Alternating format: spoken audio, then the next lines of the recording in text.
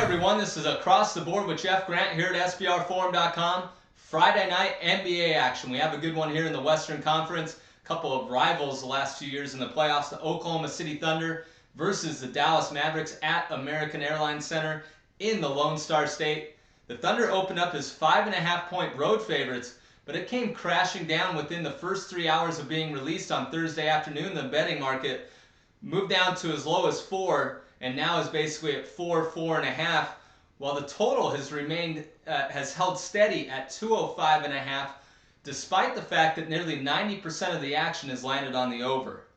When you look at the Oklahoma City Thunder, they are in possession of the league's best record by a half game over the Los Angeles Clippers. They've taken over the #1 slot in the Western Conference and the league by winning their last 5 games, and they've scored 104 or more points in 4 of those contests, and they lead the NBA in scoring, averaging 105.4 points per game. It drops just slightly when you get this team away from Chesapeake Energy Arena in Oklahoma City, averaging 102.2 points per game on the road.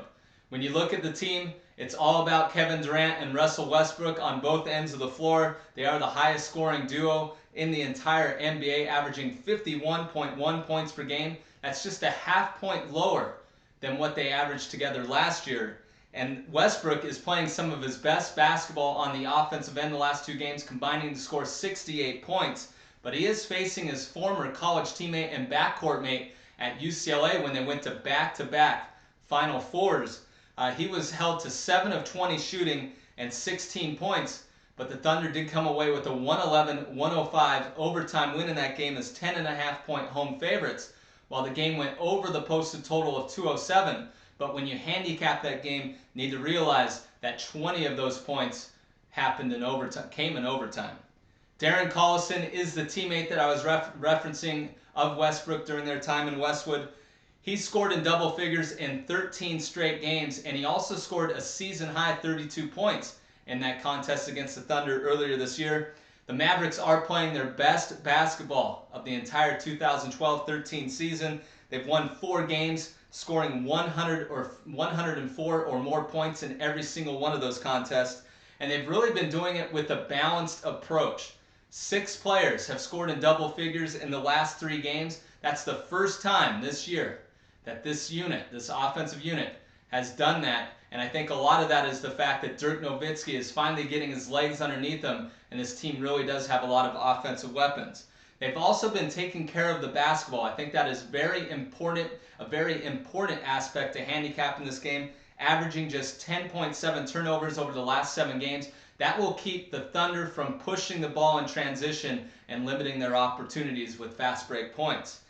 The Mavericks should be all about this game. This is probably the biggest game of the year. They obviously played earlier in the year, but that was Nowitzki only played about 26 minutes in that game. He was just coming off that knee injury that he's rehabilitating himself. He missed obviously a good amount of the opening portion of the season. I think this is the biggest game on the entire schedule for the Mavericks, because there's also been chatter over the last couple of weeks before this 4-game win streak from Nowitzki that maybe Mark Cuban, the owner, and the front office wasn't doing enough to put a winning combination around him of players. So I expect the Mavericks to really get after it on the defensive end. Their only 2 wins in the last 10 meetings in the series went under the posted total.